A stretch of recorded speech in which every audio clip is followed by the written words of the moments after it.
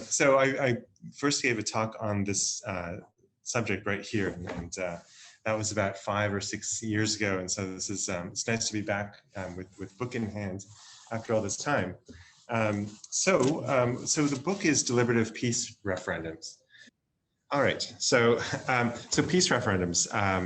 They aim to manage conflict, and they've become rather common. You can see examples on this screen here.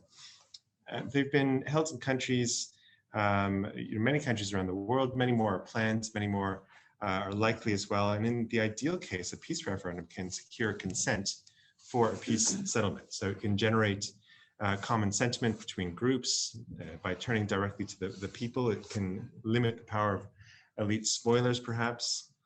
Spoilers of peacemaking. Ordinary people may have less of a commitment to sustaining the conflict. The referendum's perceived legitimacy may even help to ensure against breach. Obviously, the reality is messier than that, though. So referendums have been involved in successful peace settlements in Algeria, Northern Ireland, South Africa, East Timor, but their utility has been rather mixed, and a referendum might lend just a fig leaf of legitimacy to a forced annexation.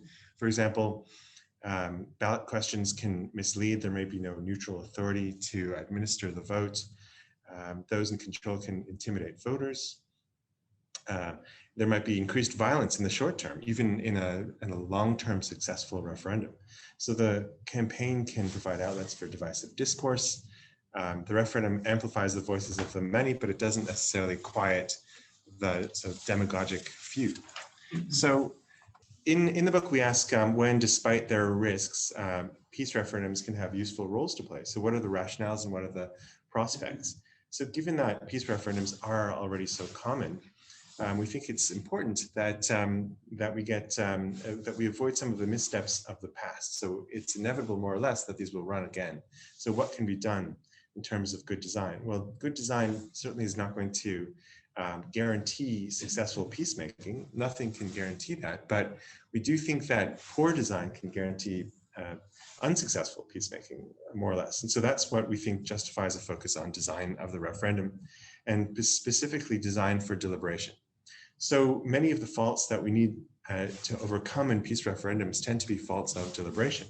So drawing on the recent deliberative referendums scholarship, which you hopefully can see on the screen, so peace referendums are likely to continue to be used. So we think that there's nothing you can do to guarantee successful peacemaking, but you can guarantee unsuccessful peacemaking. And so we're focusing on institutional design and design for deliberative referendums. And there had been a fair amount written about that, but our next step is the deliberative peace referendum, which has a number of deliberative or deliberation-focused innovations, like mini publics before the vote, laws against misinformation and sort of hateful, divisive speech, information apps. So, smart vote is something that we have here in the ACT, but you can have all sorts of different kinds of sort of vote compasses, for example, and the public value ballot, which I'll talk about a little bit later. Now, we're under no illusions. None of this is necessarily guaranteed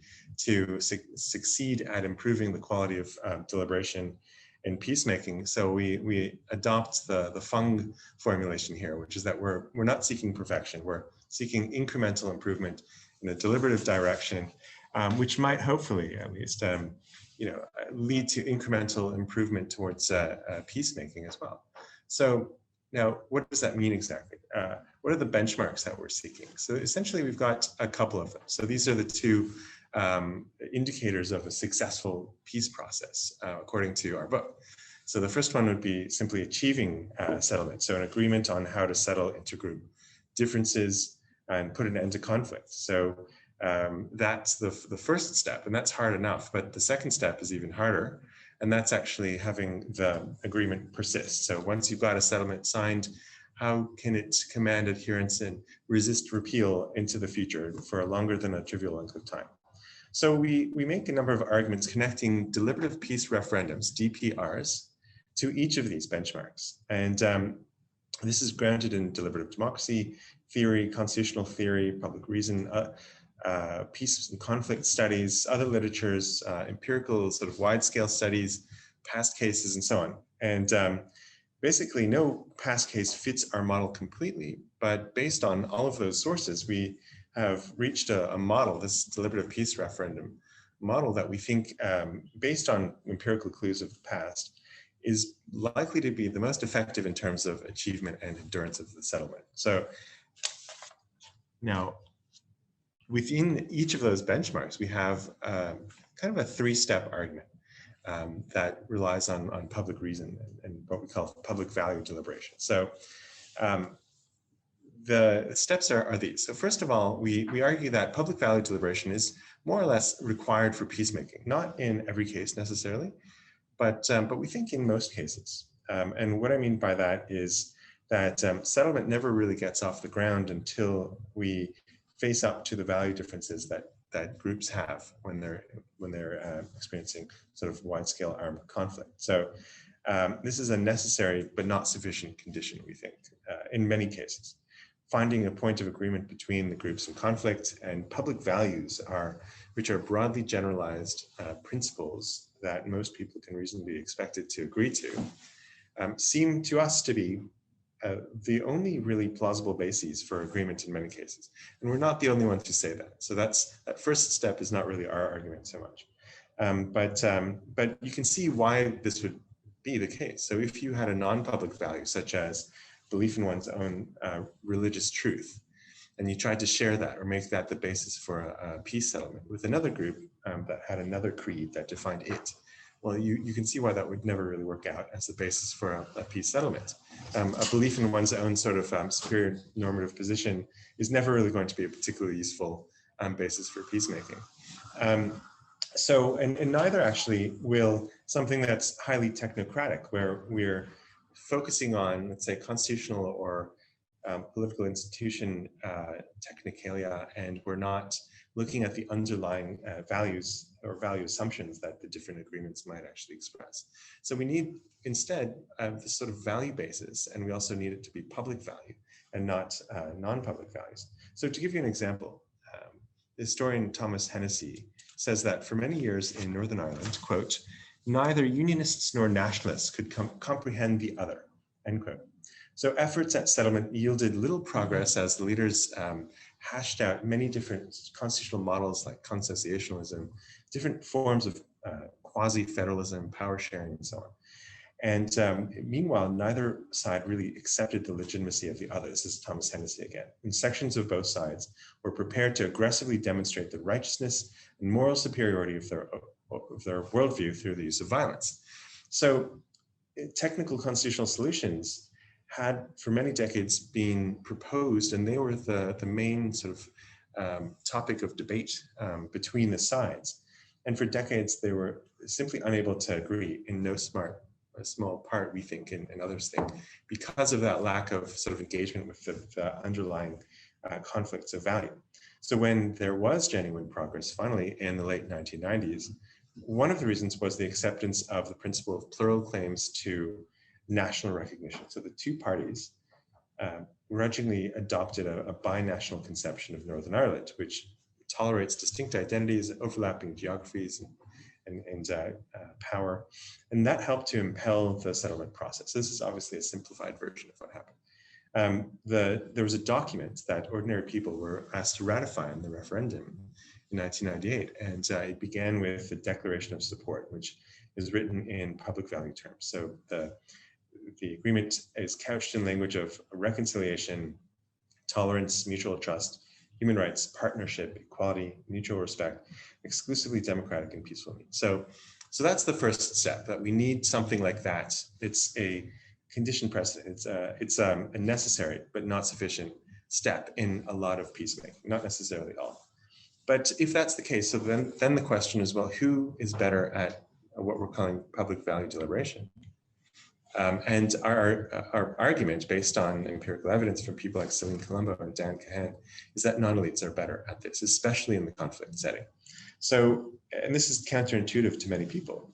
Non-elites, we define that as people who are neither formally empowered nor informal leaders of groups in conflict, or within groups in conflict.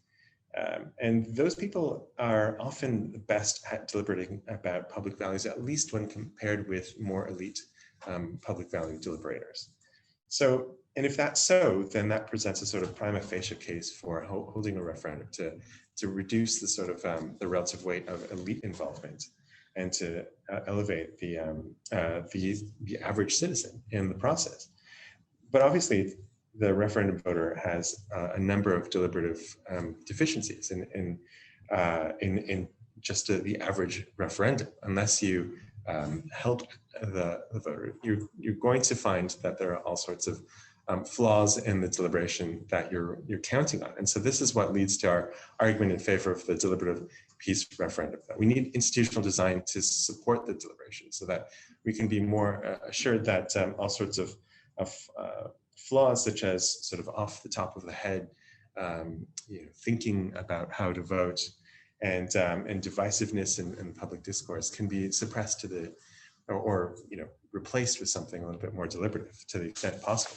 And so you can see here that we go from the sort of weak argument, the prima facie argument for referendums, to what we think is a much stronger argument once we have supports for deliberation in the course of the referendum. So let me just actually back up and talk about Celine Colombo and Dan Cahan.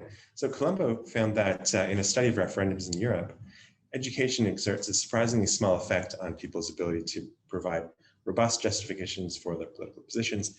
And her article generally defends a sort of view that the average ordinary citizen is actually a relatively strong public value deliberator. And people like Stephen Tierney also agree with that view based on empirical evidence. And Dan Cahan actually focuses on how elites of various kinds, especially if they're sort of enmeshed in a sort of intergroup rivalry, but also especially if they're well educated in a formal sense, tend to be motivated reasoners, and that's because they've risen through the ranks in a way that sort of gives them power and meaning connected to their group more so than others. So this is the irony that you can use your greater knowledge and analytic skills to engage in factual cherry picking and logical sophistry to find that you are, well, to defend what you already believe, whereas others, according to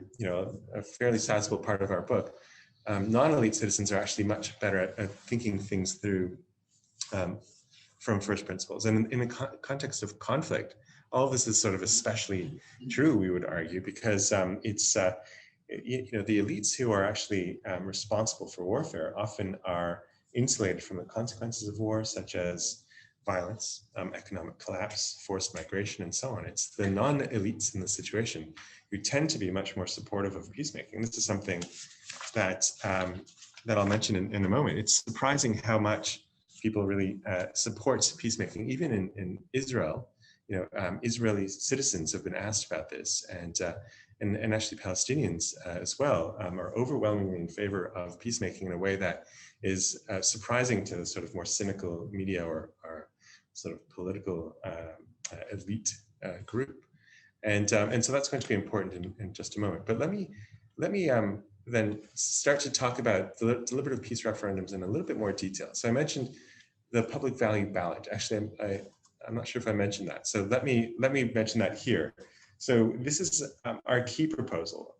In addition to mini publics and laws against misinformation and so on, this is our key proposal because this is actually what attempts to focus the deliberation in the referendum around public values, which, as I mentioned before, is crucial in our view.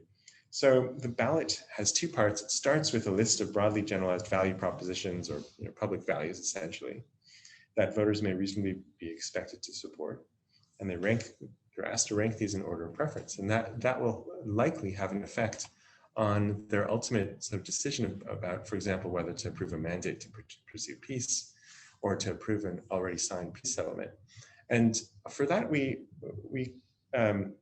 rely on Gregory Mayo and others. They've done a lot of research showing something called value priming. So if you start with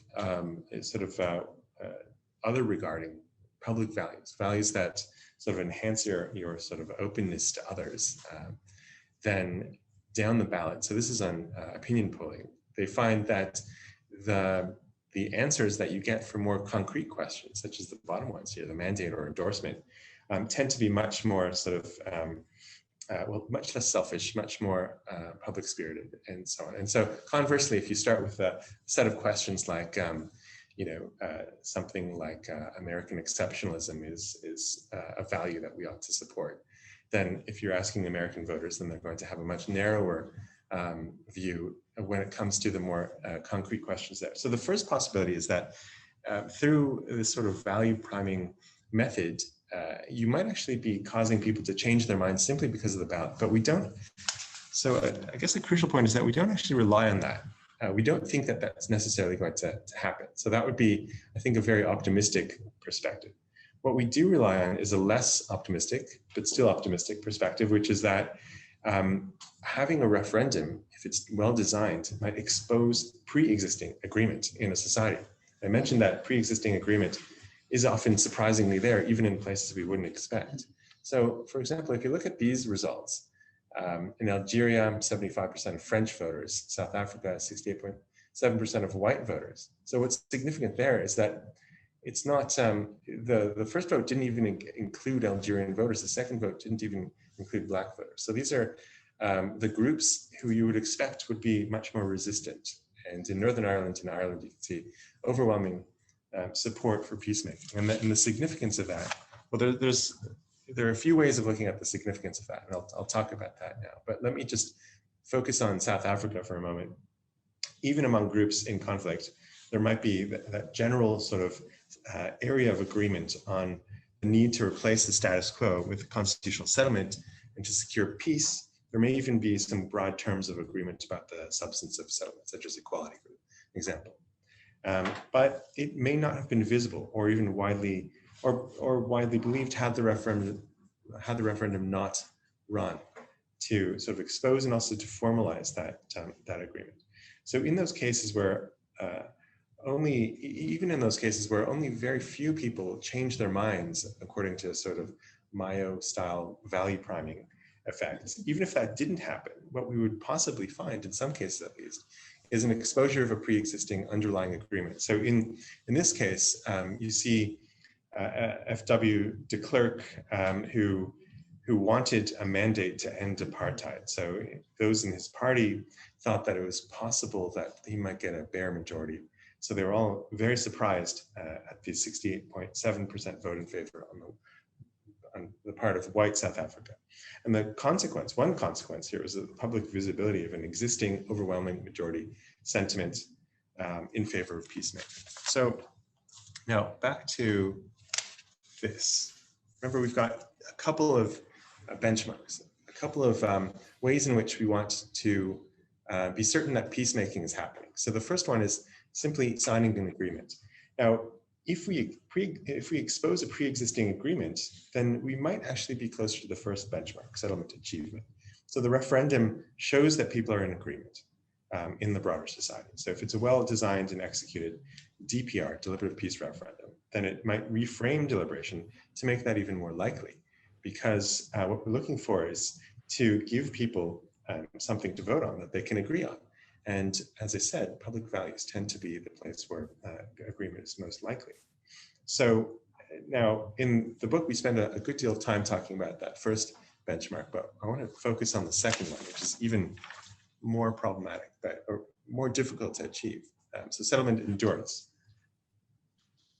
Now this is where we get into some constitutional and deliberative theory. So we're in search of norms that will endure. So what we have to do is look through a constitutional lens, or what we do in the book at least, is look through a constitutional lens to gain a basic understanding of what kinds of norms tend to endure, and what allows them to do that. So we start with people like John Elster and David Beetham, and we look at what exactly is a constitution. It endures, it's foundational, it's sociologically legitimate, and these three aspects of constitutional norms are mutually interdependent.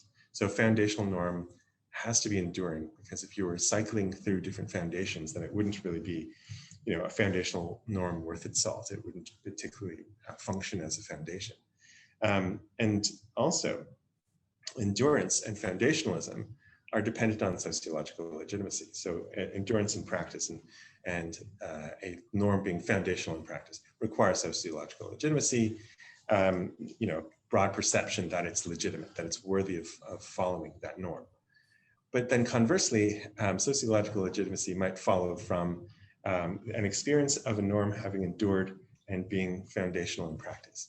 So there's a sort of deep circularity here. And so the question is, how do you get that cycle of legitimation started in the first place? So how can we do that in particular against the headwinds of existing constitutional norms that keep current power holders in place? So think of the white South African regime, for example. So our answer, of course, is a deliberative peace referendum. So, how exactly can we do that? Well, or how might a deliberative peace referendum establish endurance and get that sort of cycle started? One argument that I'll just talk about really briefly is this idea of a realization of the promise of direct democracy when we have deliberative democracy in the mix. So referendums are seen as ideal democratic procedures that are set aside in practice because of their deliberative failings. So to the extent that a deliberative referendum actually mitigates those failings, then it can sort of indicate the popular legitimation that we expect from direct democracy. So that's philosophically, perhaps something that you could argue, but it's also something that a number of empirical studies suggest that when we have direct democracy and deliberative democracy together, it's actually much more legitimating in a sociological sense. It really tends to be trusted, to inspire confidence by people who are looking for a new constitutional norm to develop. But this is a little bit of an unsatisfying answer, we think, because it deals in legitimation in general, but not really with the sort of constitutional dimension of legitimation. So there's no constitutional specificity here. So what we need to know about is how constitutional norms in particular develop.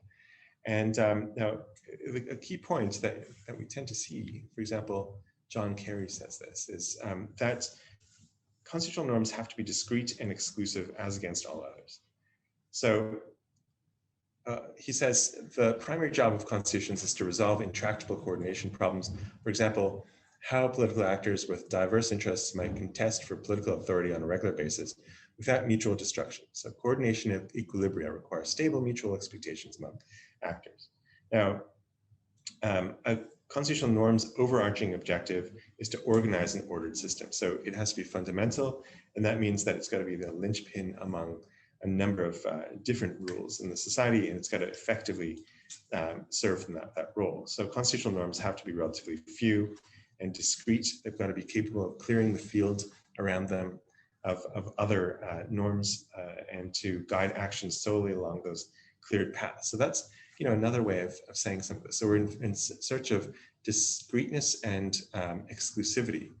And generally, we argue that, well, first of all, you can see why this is not just a sort of theoretical point. In practice, in Northern Ireland, we saw that one of the problems that aggravated the conflict for decades was the two parties' lack of recognition of each other's constitutional legitimacy. So two mutually exclusive constitutional projects, the British Unionist and the Irish Nationalist, ran in parallel and had no recognized way of bridging the sort of normative expectations of each. So there needed to be some new constitutional norm that somehow overcame this tendency toward fracture, and that could somehow even push the old norms aside, even though the current crop of elites was empowered by it. So how can that happen? Well, back to this idea of exposing a pre-existing agreement, we argue that settlement endurance can arise out of a referendum process that does that exposes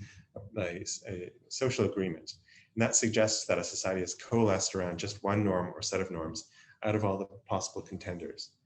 So at least since the French Second Empire, referendums have been used sometimes successfully in ways such as this to secure agreements on new constitutional norms, often over the heads of certain elites. So peace referendums in particular have often been, or sometimes at least, been effective in corralling elites who would otherwise oppose peacemaking and who wouldn't dare ignore a clear popular agreement on peacemaking. And so, and that's also a way of overcoming those pre-existing norms that are contrary to the ones that we want to establish. So remember the Algerian case and the South African cases. So Loizides calls de Gaulle's referendum in 1961, which gave the president the mandate to pursue Algerian independence and peace, quote, sidelining army radicals and Pied Noir resistance in the process. And in the Northern Irish case, hardline democratic unionists aggressively opposed the Belfast Agreement, but the overwhelming referendum results got them sort of quickly into line. And there might be a legitimacy or a legitimation effect there, but also that exposure of a social agreement on the sort of exclusivity of the new norm as against all other norms, we think plays a role as well. So exposing that latent agreement is important. So having said that, it's not easy. So a referendum may not do this. It's not particularly likely, in fact, if we just throw voters into a referendum campaign without institutional support for deliberation. But we do think that DPR, Deliberative Peace Referendum, and its various sort of supports for deliberation can help. And I guess an important point is that it's a minimalist approach because it only focuses on public values. It doesn't focus on trying to bring different groups in conflict together in terms of their identity or to see them come together as one. That's not what it's about. It's about maintaining distinctions between groups, but finding those few areas of agreement between them and pointing those out essentially, and allowing voters to alight on those few areas and to endorse them in a way that actually hopefully leads to constitutional change. And that's different from other approaches to peacemaking, like Dino Addis, for example, Bora Kanra, who might say that we need, as a prerequisite, a sort of broad social learning and coming together, and we need to do more than just have a sort of brief moment of deliberation. But looking through this constitutional lens, we see that sometimes perhaps focusing on the referendum, which can actually be affected to a greater degree than the broader society. So we can actually manipulate the referendum and deliberation during the campaign to a greater extent than we could at other times. Maybe that brief moment can lead to something that will have an enduring quality. So, all of this obviously is difficult to do, and we're not we think overly optimistic. And in the second half of our book, we essentially subject all of our sort of broad theorizing and claims to a series of very severe stress tests. So what happens when we're dealing with group sovereignty and groups divided by identity? How are they going to deliberate about public values? And secessionism is a sort of more particular case of that. And it's a hard one because only one side can actually vote in a secessionist referendum. Indigenous settler conflicts, which I think Hoi might want to talk about. That's a case among several types of cases where one group actually might be starting off quite far behind other groups in terms of the resources they have for deliberation. And we actually have suggestions for that. And what about non-conflict applications? So in Australia, we have the First Nations voice coming up. A number of us have been suggesting that perhaps you can use a deliberative referendum approach to try to assist in public sort of reasoning about that. So do some of these models actually lend themselves to sort of use in a non-conflict setting like Australia? Or is that distinction of conflict versus non-conflict even a useful one to make? So I'll leave it there and see if Hoi, is there anything you want to add? Maybe just a few words on, I guess, the arguments about minimalism. And I think that the indigenous case, as you say, is sort of an interesting one. So, our general approach is a kind of minimalist, as you say, a minimalist approach, and we don't require deep learning. But I think in certain contexts where you have real inequalities, sort of deep-seated inequalities between groups, we may need to have a referendum designed or sort of process designed that allows for a kind of transition period that tries to level out some of the differences. And so the example we have in mind is something like indigenous settler conflicts, where one of the challenges is that in order to resolve questions of sovereignty, indigenous peoples themselves may not think it's plausible to pursue sovereignty given just radical inequalities in resources. And so we suggest in one of our as one of our case studies the possibility of what we call a delayed independence referendum that is designed along these deliberative peace principles. And so the idea is basically that we have two sort of timed referendums. So the first referendum is a referendum that gives parties to a conflict, representatives of groups in conflict, a mandate to essentially create a transition period in institutions that will allow for a kind of leveling up, a removal or a lessening of inequalities, such that at a later point, we can have a referendum on the sovereignty question. And that would also be designed along sort of the deliberative peace referendum lines that Ron has laid out. So this is just a kind of nuance. There may be, we don't require the kind of deep social learning that Addis and others argue for, but there may be circumstances in which we need a transition period so that certain options are even thinkable for parties to a conflict. Yeah, so I think that's sort of my only addendum to the presentation.